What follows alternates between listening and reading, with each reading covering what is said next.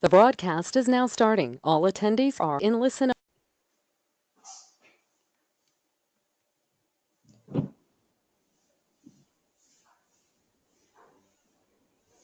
morning, everyone, and welcome to this 50 Acres Academy webinar. Today, we're doing it slightly differently. We've got a guest here for you, which is great.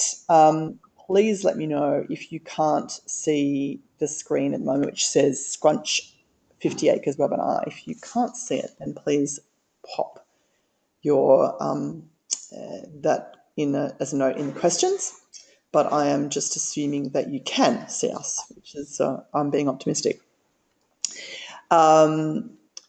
So today we are joined by Danielle Lewis, who is the CEO and co-founder of Scrunch, which is an influencer marketing platform. And we're going to be talking about, obviously, influencer marketing and how it can work for your not-for-profit or your brand. And it's a slightly different approach today. Normally it's just me speaking at you, but today we're joined by the wonderful Danielle, who's going to give us some really interesting insights about the platform and the way that they're harnessing AI in taking forward influencer marketing, which is really quite fascinating. So I'll just introduce Danielle. Good morning, Danielle. How are you? I'm fabulous. Thanks, Jo. Thank you for having me. Yeah, no, thanks for joining us. You're at sort of our inaugural co-presenter, even though we've been doing this for a few years. It's usually just me rabbiting on, but today we're joined by you, which is great. So that's fabulous. Wonderful. Yeah. So I'll hand over to you. I'll be jumping in and asking, Danielle some questions through the webinar. And if anyone's got any questions, as normal, just pop in your questions into the question box and we can get to them as you are popping them in. But Danielle, let me just hand over to you and tell us a little bit about yourself and about Scrunch just to begin with and what we're going to cover today. Yeah, absolutely. So thank you for the kind intro. As you said, Danielle, CEO and co-founder of Scrunch. And Scrunch, again, an influencer marketing platform. So Scrunch has been around for the last 4 years. And what we've done is we've built a software platform that connects brands and agencies to over 20 million global bloggers and social media influencers. But really what we're interested in is how we can use data and AI to determine who the influencers' followers actually are. So it's really interesting, if a lot of brands, when they're doing an advertising buy, they look at that key demographic information like location, interest, gender, all those sort of key points of data. But when influencer marketing came out, kind of everyone lost their minds a little bit and forgot to tap into that data. So, we believe that brands and marketers should have access to those same levels of insights for influencer marketing. So we built the software platform that could enable that data to be shared transparently to brands to make influencer identification really easy, as well as reporting and campaign management as well. But yeah, so what we're going to cover today is, essentially what is the marketing, just in case anybody is new to it, and a little bit more about what is Scrunch. Can you really use data? So as I mentioned, when influencer marketing came out, a lot of people kind of forgot about accessing data-driven strategies. So I wanted to share a little bit about what is actually available in the influencer space, how brands are measuring ROI, what steps you need to take to plan a campaign that actually achieves measurable results, how we can take all of that, so the data, the ROI, the campaign planning, and apply it to a not-for-profit or charity, a few tips on the best practices, and then future looking, so what's coming for influencer marketing as well. Great. Well, by the end of today, we will know everything, which is fabulous, and everyone will be completely equipped to run a campaign, which is going to work. So that's great. And I'm sort of diverting from the questions that we thought through, but just tell me, I know you're not going to give away trade secrets, but tell me just a little bit about, and I know you're going to get to telling us a little bit more about Scrunch more generally, but just tell us about how you came to the epiphany of the sort of AI connection to influencer marketing in the first place. And I mean, it's really interesting. So when the influencer phenomenon started to kick off, 2 to 3 years ago, I mean, blogging itself has been around forever, well, forever in the digital age is 10 years plus.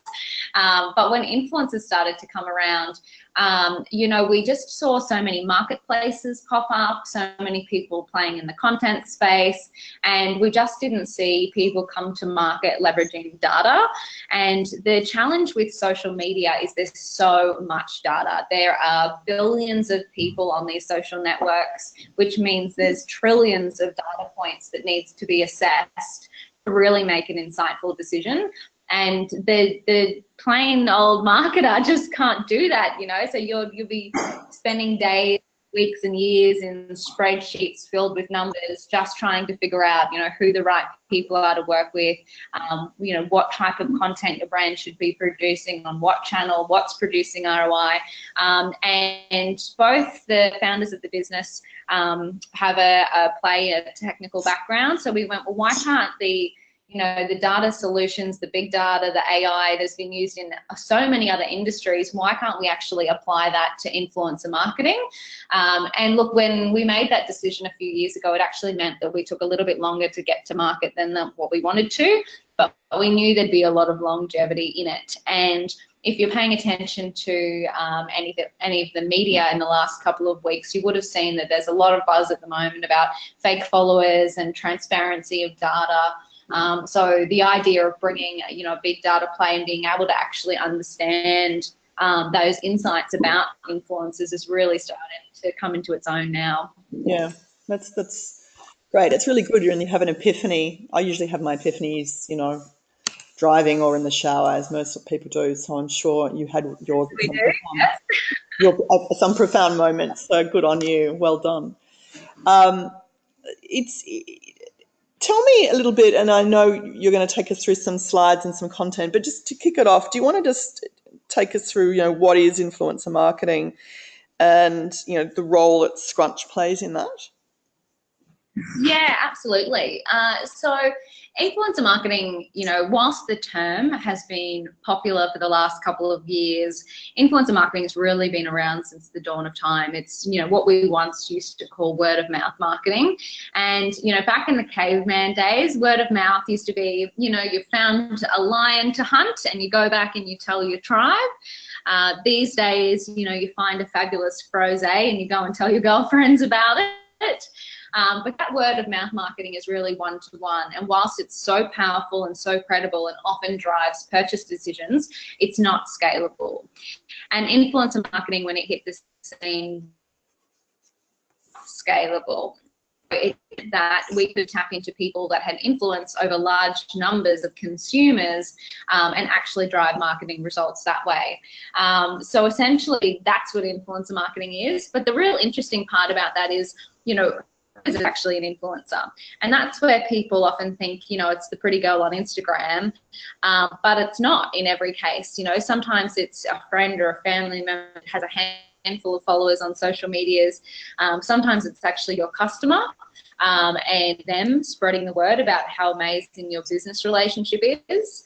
It might be a teacher or a colleague or a educational institution. And then, yes, it may be that blogger or social media influencer, which is sort of the people that made it become more popular. And certainly they're the ones where we start to get mass amounts of reach digitally as well. And I guess where does Scrunch play in all of that? We're really the people or the platform that brings all of those parties together. So the bloggers, the social influencers, the brands, the agencies, the talent agencies, we've got that one-stop marketplace where we bring all of those people together and give them the data that they need to actually run awesome campaigns. So this slide just gives you a little bit of a sneak peek into the campaign management side of the platform. So we've absolutely got a directory where you can go through and look at those 20 million odd influencers and assess all of their data. But when you're ready to actually run a campaign, it's a really streamlined, simple process. If anyone on the call has ever run a campaign, you may know that it's so time consuming, emailing those hundreds of influencers, getting quotes, getting them to create that content. So what we really wanted to do was put all those steps into really easy to use software. So, essentially where you can find the influencers, you can create a brief just like you would if you were going to brief them yourself, with all the key messages, do's and don'ts, and mood boards of your campaign. You can invite the influencers to look at that brief. You can grab their quotes and accept and decline the ones you want to work with, and then see it all come to life as well.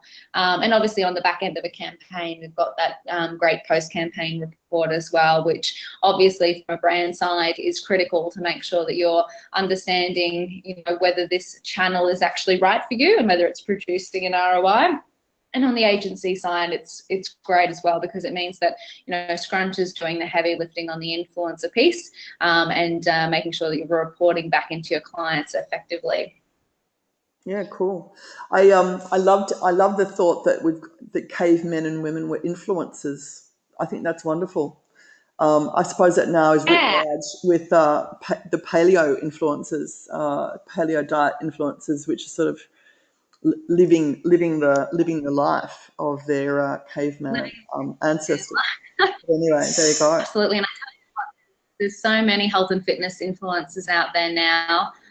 But it's an interesting point. I mean, we talk about why we influencer marketing as well, and it's one of the reasons why I really love influencer marketing, because there's just so many. It's not just give your to someone and create an Instagram post. There's so many tactical and strategic reasons why people use influencer marketing, and I listed a few on here that a good talking point. One of the ones that I love the most is content generation.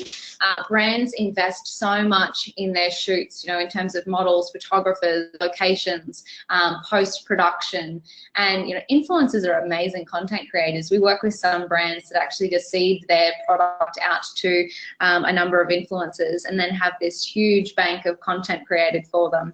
So it's a really nice way to use influencer marketing that might be a little bit different than the traditional awareness, which is what most people use influencer marketing for. So getting that product in the hands of the influencers and having them posted up on social media. But other strategies like website traffic, lead generation, SEO, social media growth, all the way through to bottom of the funnel stuff as well. So actually getting consumers to make a purchase decision, or donate to your charity or not-for-profit. It's really critical as well. So there's different strategies and different types of influencers that resonate with each of these different points. So, all the way from that top of funnel, middle of the funnel, and then bottom of the funnel through to that sale and referral as well. So it's really exciting time for influencer marketing, because people are starting to think beyond just the post, and starting to integrate it into their marketing strategies. Yeah, no, absolutely. I mean, with us, we're always telling the clients that we work with, the organisations we work with, that we need to be data driven. We need to be able to establish a case. We need to be able to show people that we're, asking to do something, whether that's government or the general public or whoever it is, that this is the data behind what we're asking. What data can you actually use in influencer marketing? Yeah, and that is actually an awesome question, because I think some people don't realise what data is actually available, and it's something that you sort of have to dive in a little bit deeper. So I've got a little bit of a good, better, best here. So, good, yes, if we want to amplify our brand and get a lot of people to know about it, understanding reach or how many followers an influencer has is very important. That will often dictate the budget as well. So the more followers they have, the more they're going to cost you per post. Brand alignment's sort of a soft metric. So does their content look like us, look like our brand? A better metric to look at is engagement. So when an influencer posts, how many people actually care? So how many people take the time to like or comment or share that piece of media? But the best one, and the one that has been, overlooked to date, is really the audience. So yes, that influencer has 100,000 followers, but who are those followers? So how old are they? What's their gender? What's their ethnicity? Where are they located? What are they interested in? Are they actually likely to buy our product. And, yes, whilst, this is a screen grab of the Scrunch platform, so you can actually get a taste of all of those metrics in action, I'm not here to sort of just say, buy Scrunch. It's really to tell people that you can get this data, without subscribing to Scrunch. You can actually get it from the influencer directly. And one thing I tell brands is, at the end of the day, it's your money, it's your campaign, and you've got to report back into your metrics. So never be afraid to ask an influencer to provide this audience analysis in advance of a campaign. They've got that in their social platforms or their blog platform, and they can provide screenshots or access to those metrics. So we always say, make sure that you're assessing that audience before you're actually embarking on any kind of financial relationship with an influencer. Yeah. Okay. I love those screenshots. That's what people see on your platform, is it? Yeah, that's right. So, I guess whilst knowing that data is available out in the influencers, mobile phones, sometimes it's a tedious process to get it out of them. So really the idea behind Scrunch was bringing that data and transparency to the brands that we work with in a really easy to consume way, so they can just look at these influencers, look at their numbers, and really be able to understand whether they're speaking to the customers that the brand wants to target. Right. Yeah, that's good. That's a good compilation of data. That's great. So tell me, how are we seeing brands sort of measure ROI at the moment with this sort of data in hand? What can we do to actually give them some sort of indication about what they're achieving with what they're doing? Yeah, and it's an interesting question because in our experience working on influencer campaigns, different brands have different versions of what ROI is to them and different things that they actually want to achieve. And so there's sort of no right and wrong answer here for a brand, especially if they're wanting to achieve top of funnel metrics, like they just want a lot of people to know that brand exists and what that brand's about, or they just want a lot of content created. There are plenty of brands out there right now that are using reach, impressions, or volume of content as a key KPI, and measuring their campaigns on the success of those. As we come down through the middle of funnel, we are seeing brands use engagement, web traffic, and lead generation as key KPIs. Because what we've got to remember as well is that, influencer marketing, as much as we love it over here, we do tell brands as well, it's actually not the silver bullet from a bottom of funnel, sales or donations point of view. It's actually like every other marketing channel. If you sat down and created a list of every kind of media marketing or advertising opportunity, you'd have a list of hundreds, and not everyone is going to be successful or drive an ROI for the brand.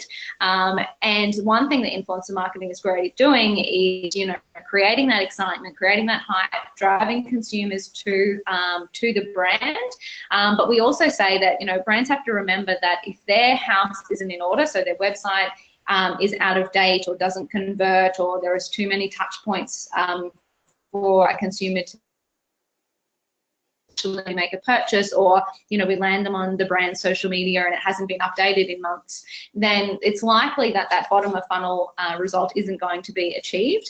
So you can measure influencer marketing all the way through to that sale or that donation or referral, but we do like to talk to brands about the fact that influencer marketing is the same as every marketing channel. There needs to be full consideration for the path to purchase, and making sure that each touch point along the way is optimized so that they can actually get the most out of their influencer campaign as well.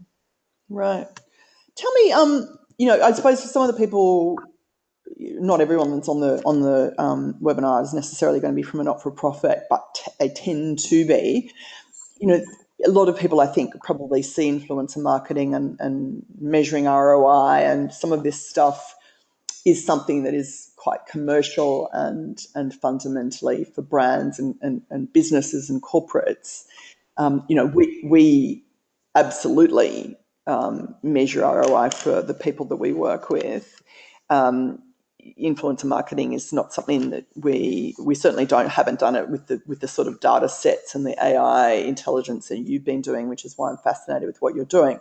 But tell me a little bit about how this sort of platform and this sort of approach can be applied to not-for-profits and those that are doing for purpose work.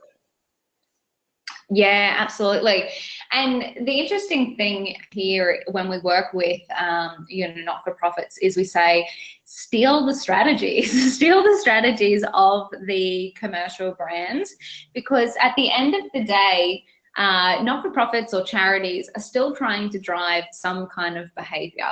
They either want a lot of people to know about them, or they need to drive a result, whether it be donations or whether it be corporate sponsorships, or whether it be people coming to an event. They're still trying to drive a measurable outcome, an ROI, exactly like you said.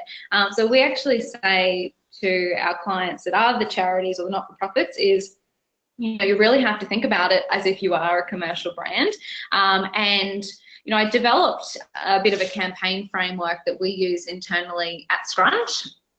And because I'm probably, skipping ahead a little bit, but I'd love to share this because, we developed this, and what we found was, it actually worked in a very similar way for the charities and not-for-profits.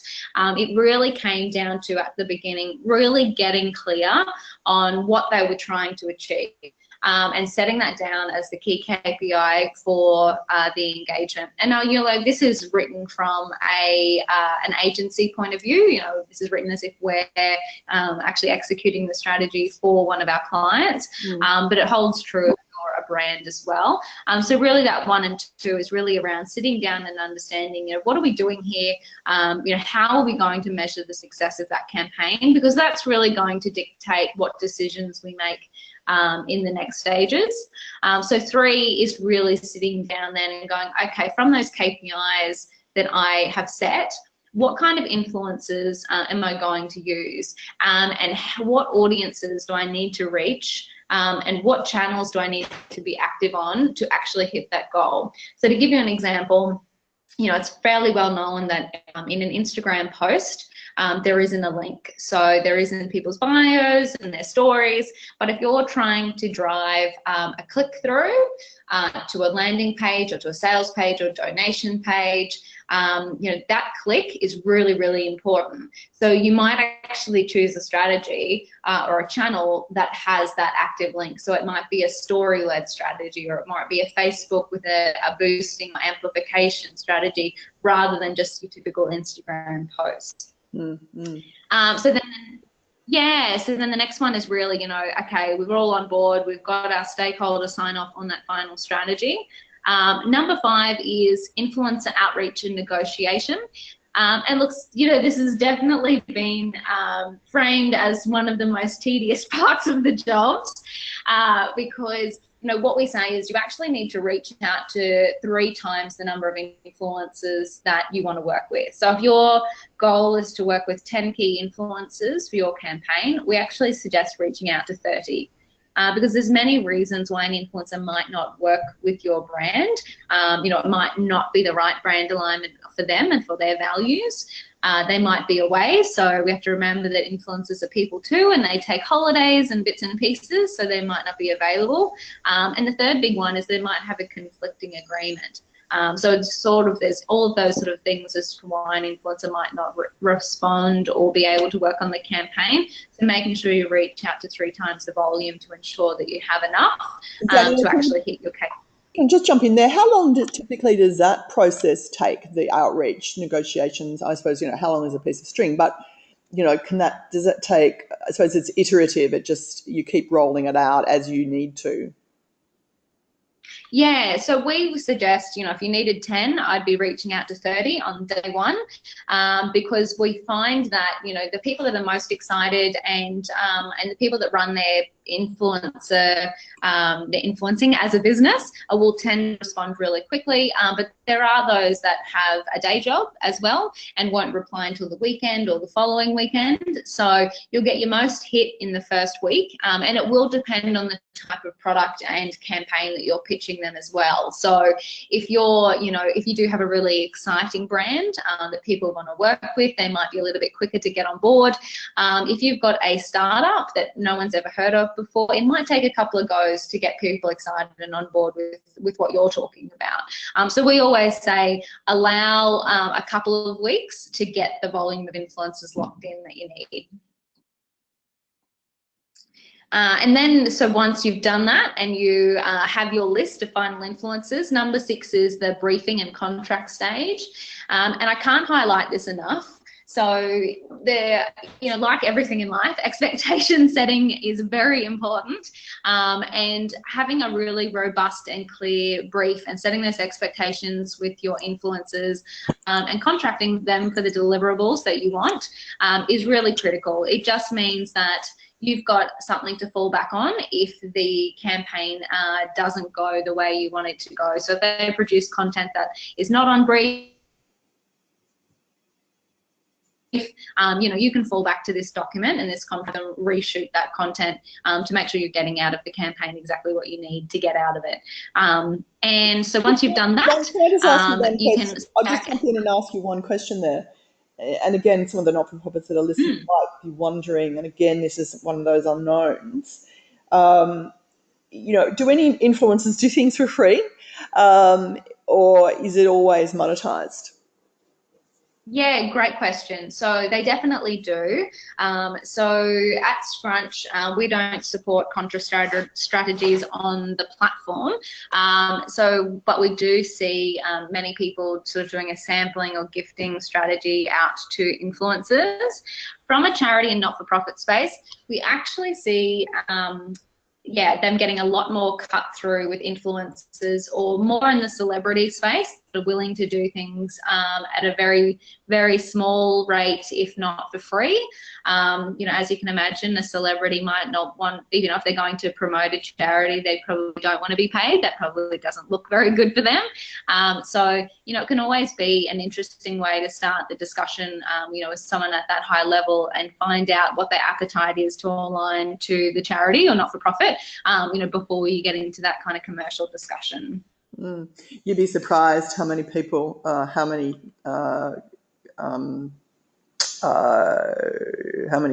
celebrities do take payment, but it's amazing.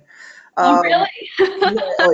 Yeah. I've actually got a couple of questions here, and I might just take them just before we move on.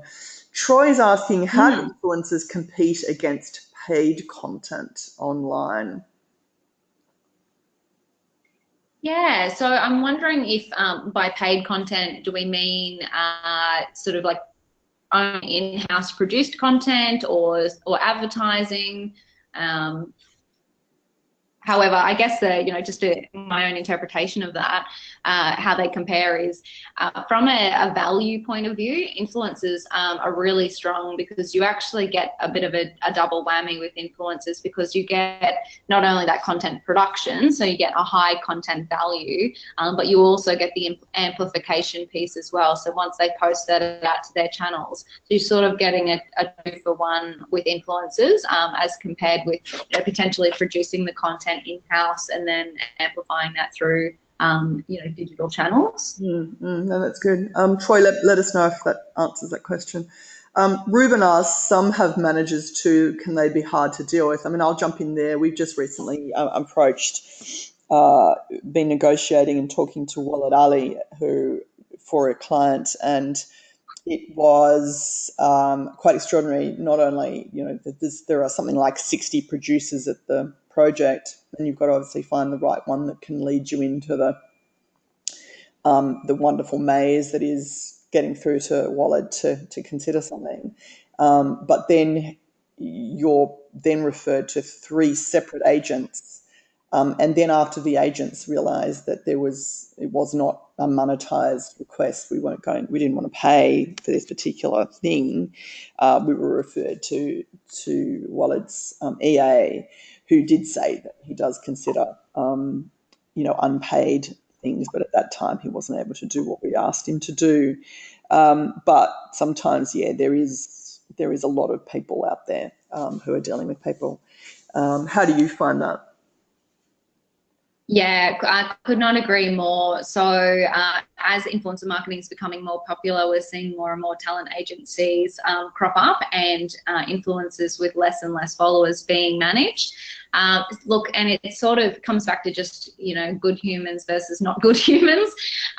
We see some fabulous talent managers that are highly responsive, negotiable, work really closely with their talent, and talent and agencies that are not. And, I guess that's something that a service that we provide for our brands is being that conduit between having to deal with those different stakeholders. Because, they're spot on. Sometimes they're really easy to deal with. Sometimes it's very difficult to find out who even manages somebody. So it's sort of, a bit of the Wild West out there at the moment. It's hard to, but I suppose that's where you can come in and give people advice. I've got another couple of questions before we just jump back into the slides. Min asks, how likely is it that you can find an appropriate influencer for a product that's quite niche? Yeah, I mean, it's really interesting what you can actually get down to from an audience point of view. I mean, to give you some interesting examples, we work with, some of the top retailers in Australia, and they have very strict rules about the audiences of influencers that they'll work with, down to the audience, or the majority of the audience, having to live within a 10-kilometre radius of a physical centre to guarantee foot traffic. So yeah, I mean, it does limit the volume of influencers that you can work with, but that's not a bad thing at all. I mean, quantity is not always the key. It is that, quality and targeting, that tends to produce a really good ROI. So I would never worry about niching down so far and only having a small amount to select from. I would say that's actually great that you can find those people, but it can definitely be done. Yeah. Kristen asks a question. I'm not quite sure what you mean by this, Kristen, but how do you determine purchase intent? Can you just give me a bit more detail on that, and we'll come back to that in a minute. That's all the questions we've got at the moment. So we'll just come back to the slides. You're talking about the campaign framework. When you've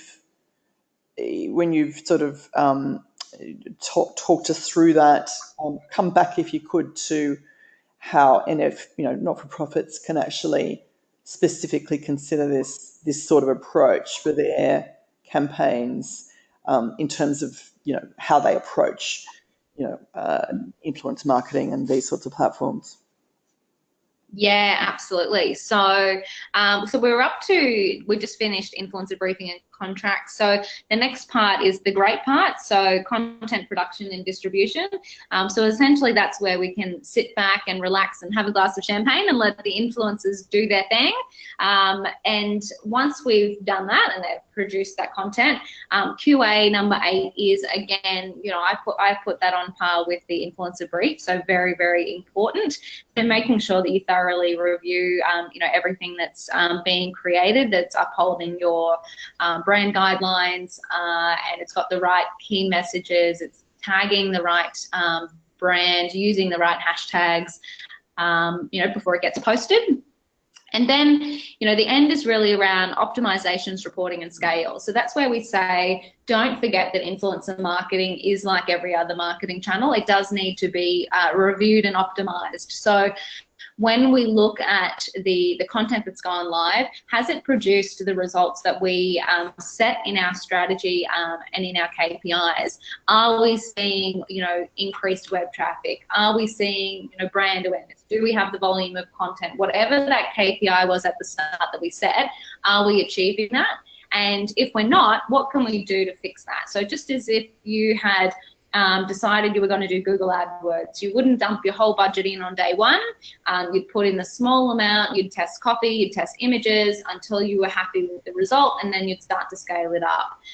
Same is said for influencer marketing. Make sure it's hitting that result. If it's not, change the influencer type, the channels, the content type until you're getting the result that you desire, and then start scaling it up.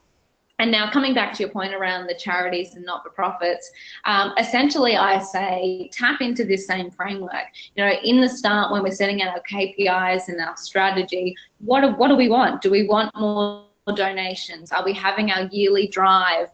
Is it a charity ball that we're promoting the ticket sales of? Or are we just trying to spread the word around what it is we do as a charity or not-for-profit? And that will lead into what types of influencers that we work with, what types of channels we go with, what type of content they create, so that when we're getting to that evaluation stage, we can be coming back and making sure that we're hitting those KPIs, just like a commercial brand would. Right, right. That's good. That's interesting. Interesting that you can see it like that. Tell me, Kristen's clarified her question, and it may now make sense. Kristen just explained there was mention of measuring purchase intent in the good, better, best measuring of data slide. How do you know from an influencer's social media post that someone intends to make a purchase from the brand the influencer is promoting? Yeah, absolutely. No, I totally understand this one.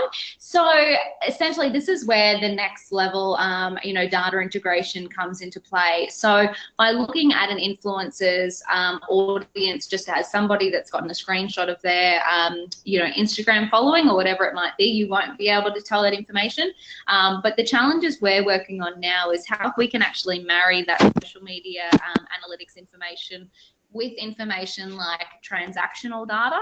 So understanding the followers of an influencer and what products they might have purchased in the past by marrying up data like your Flybys, Qantas, NAB data to the social media data that Scrunch has to start to determine that purchase intent and purchase behaviour, so that we can be selecting the right influencers to actually promote the correct products in market at the correct time through the correct channels. So that one's a bit of a next level data point that we're starting to use in some of our bigger campaigns. Right. It's interesting.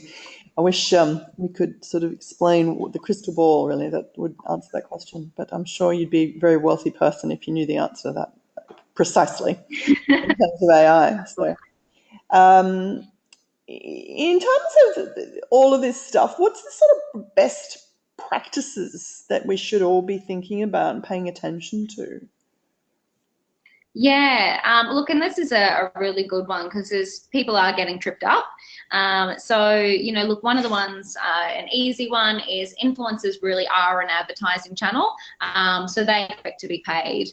A lot of people are going in with sort of free product first and getting a bit of a rude shock when influencers don't want to work with them. There's just so many brands out there now emailing these influencers every day with press releases or free products or this and that. And influencers, get a bit of fatigue, and then they start to go after, the more exciting opportunities. So, the way we think about influencers is, they're really two things. They're a content creator. So if you worked with a photographer, you'd pay them to produce that content, and they're an advertising channel. So they're like a Google. If you ran a Google ad, Google would sure expect to be paid. So influencers do as well. Yeah. The next one, and the next one is, they're paid on the number of followers they have. So it's a little bit different than, media or other sort of publishing channels. Influencers benchmark their rates on the number of followers they have. So to give you an example, anyone up to say 25,000 to 50,000 followers, they're getting paid sort of a few $100s a post. People up to 100,000 followers, in starting to get into the thousands of dollars a post, and then up to the 1 million followers in the tens of thousands of dollars per post. So, that sort of sets a bit of a benchmark as to how much they're actually expecting to be paid as well. One thing that might be interesting for the people who've dialed in today is Scrunch did a study of about 1,000 influencers across a multitude of channels and a multitude of followings to determine benchmark rates. So very happy to share that with everyone as well, so you can get a bit of an indication on, roughly how much it costs per channel or per post at the different sort of follower levels. If that's helpful. Yeah, no, that'd be great. And then we'll send out the slides and a link to the recording a little bit later. And if you want to send me that report, I can link put that in the report in the email as well. That'd be great. Perfect. Yeah, I just find that it really helps, if you're trying to budget for an influencer campaign, just to sort of set up some expectations internally before you get out there. So the next one is brief, brief, brief. So this comes back to setting the right expectations with influencers and being very clear from the start on what you expect them to produce. So, all the way down to, if you're a specific product, making sure there's no competitors in the content that they produce. Whether there's particular things they're not allowed to say about your product, just making sure that the influencers have everything they need to get it right the first time. Because if it's not in that original brief, the influencer does have every right to charge for reshooting if you've not been clear up front. So we always say, no matter how silly it might seem to write it down in the brief. And the last one is just that you don't own the content. So influencers and their content by default is still owned by them. You can use it and reshare it as long as you credit the influencer. But if you want to use it anywhere commercially, you do need to have the license to do that. So a lot of influencers are happy to either offer that or charge a small fee for that, depending on what you want to do with the content. So it's definitely a conversation that you can have. We always say if you have that conversation in advance, it's probably better and it'll likely be a little bit cheaper as well. Just don't come unstuck with that one. There's many horror stories, even locally, Lorna Jane got taken to task for putting a consumer image on a t-shirt and then selling it without permission. So, right. Stories that are still happening. So, yeah. And what was that sort of, that was illegal sort of challenge, was it? Or did she sue them or she get some money out of it? Yeah, absolutely. So, I guess that's the thing, isn't it? You're just far better off being safe rather than sorry and getting the full license to that content, so that you're not in for a legal battle or being sued for more money than it would have even, you would have gotten back out of using it commercially anyway. Wow. So what else do you have for us there? I was going to ask you about, really sort of future directions of where we're heading. What else did you want to tell us before we get to that point? Yeah, look, I mean, that's, probably a nice way to round it out. I mean, unless there's any questions that we can jump in on, always happy to answer what people have. Otherwise, yeah, very happy to run into the future trends. Yeah, well, I haven't got any more questions at the moment, but I'll let you know if we do get any. But so, yeah, maybe give us a little bit of an indication about where you think this is going. Where are we heading? What are the trends that we're looking at in influencer marketing? Absolutely. So trends as we see it is this is only getting bigger. So 2018 has been absolutely phenomenal for influencer marketing. There's only more influencers cropping up, more demand from the brands.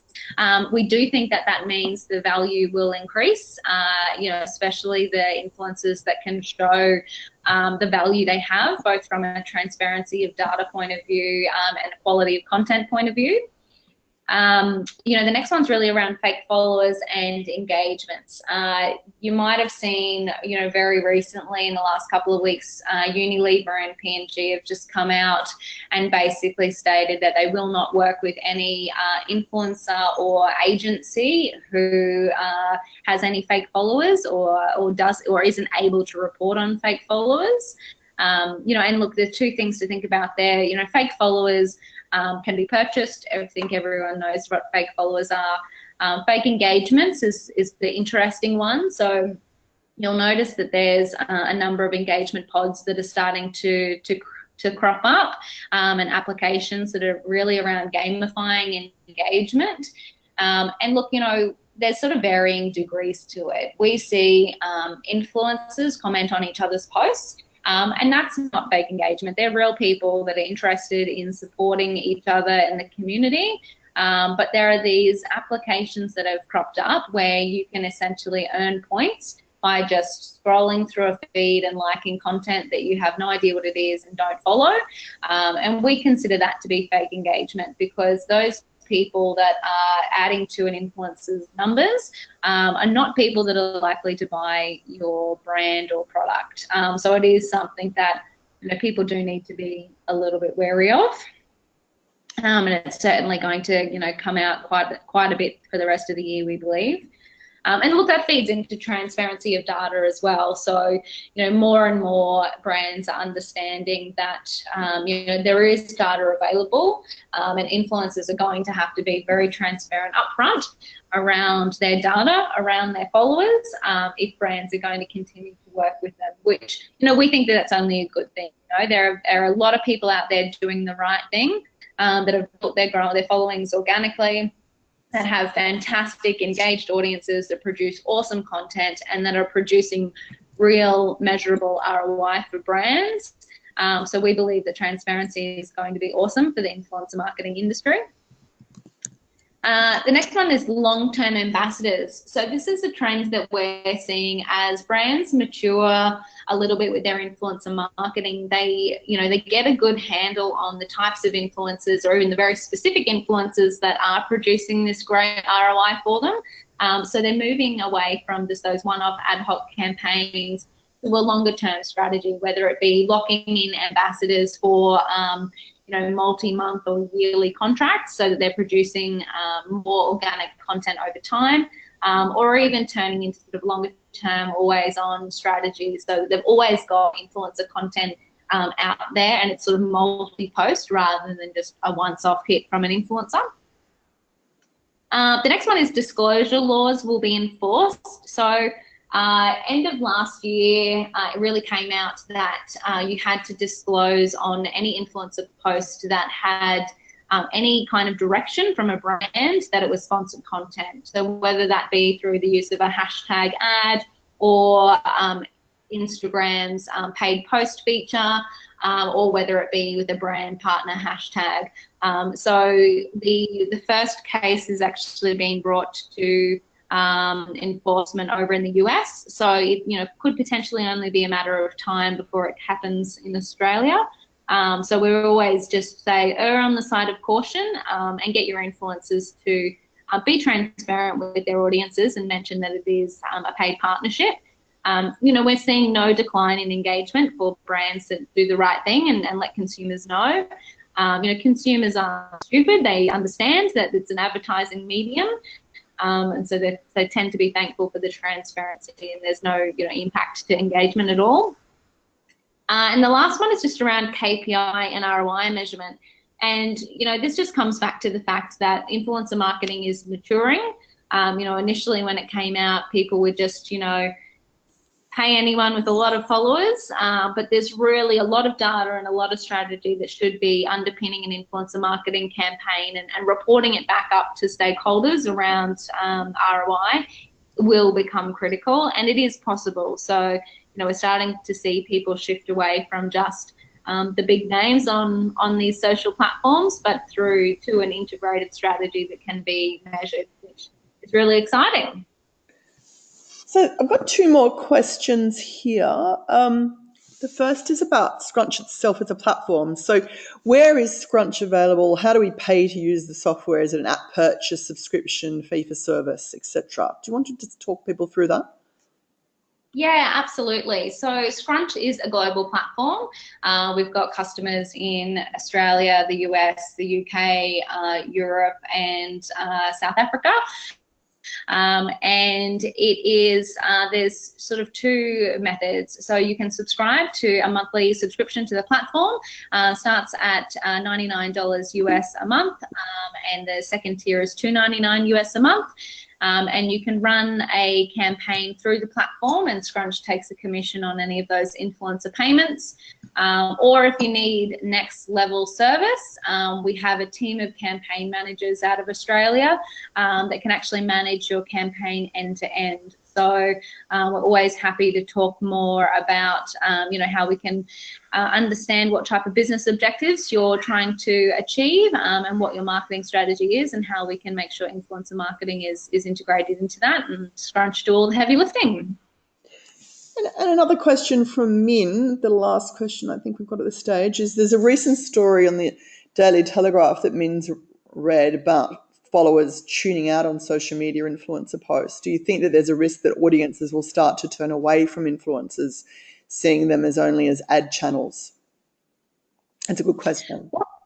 It's a fantastic question. And I think it's actually going to be a great thing, because it's going to weed out the great content creators to the influencers that just pay per post every post. There's a lot of influencers out there that have, fantastic stories to tell, that produce amazing content, and that are really selective about the brands that they work with, and are really invested in achieving outcomes for those brands. And what we see is, the influencers that have done that and have done it really well still see really high levels of engagement with their audiences, because it's actually not just consumers tuning out that we have to be worried about. It's also the bloody social networks changing their algorithms and not showing consumers those posts as well. So it's, at the end of the day, it always comes back to high quality content and high quality storytelling. And that will, eliminate people that aren't invested in brands, in the long term. Right. Yeah, no, it's really fascinating. I mean, it's, again, you're sort of right on the cusp of, or not on the cusp, you've been doing it for a while, but you've got some very clever coders and engineers who are working in-house to help you drive your platform, and it really is a very different approach to the influencer marketing space. So all credit to you for doing this. Are there other people out there that are doing anything like this? I would imagine that there's probably some other people not wanting to sort of undermine but is there many people who are sort of tapping into AI in any sort of way? We've found one over in the US that's doing it. So I guess the interesting thing about influencer marketing is it's such a huge market that there are bound to be a lot of players. And the players that we've seen sort of crop up, tend to focus on content or, small marketplace options. I think data and AI and the idea of bringing that to influencer marketing is new and necessary. But we've only seen probably one other do it quite strongly in the US. But, watch this space. I'm sure as, we see these trends of transparency and ROI come to life, that more and more will start to crop up and try and solve this problem. Yeah, no, it's something that people will put their minds to, but it's great that you're in there on the ground level, which is just fabulous. So congratulations to you for doing this right from our little shores of Australia, which is great. So good on you. Amazing. Thank you. Yeah. It's definitely a ride. Yeah, absolutely. Now, unless we have any more questions, which I don't think we do, I think that's a wrap, which is great. And thanks again, Danielle, for joining us. And I really appreciate that you've taken some time out to have a chat to all of us, and these slides will be sent through, and also there'll be a recording up on our 50 Acres TV channel. You just need to search 50 Acres TV, but we'll send you the link to that if you want to re-listen to this webinar, time and time again. You can do that all day tomorrow, and that would be just fabulous. So thanks again. And it was really great to speak with you, and I really appreciate your time, and best of luck with wherever it's going to head in the future. And I'm sure there's no limit where we might go with all of this. So that's it's fascinating. Wonderful. Appreciate being able to share our story with your audience. Thanks, Jo. thanks again to you. And thanks everyone for joining us. We'll have another webinar at the beginning of August. We haven't announced what that topic is. It might be about, I think probably about audacious donor and fundraising targets and how you can take a different approach, I think, to fundraising and donor and sponsorship, corporate relationships, how corporates are wanting more and more to see not-for-profits and for-good organisations solve really complex problems rather than just hand over money. So I think that's what we're going to be talking about in a month. I will send out an invite to people as we normally do and publicise it through our social channels as well. So thanks so much, everyone. Have a lovely day, and thanks again for your time, Danielle. Thank you.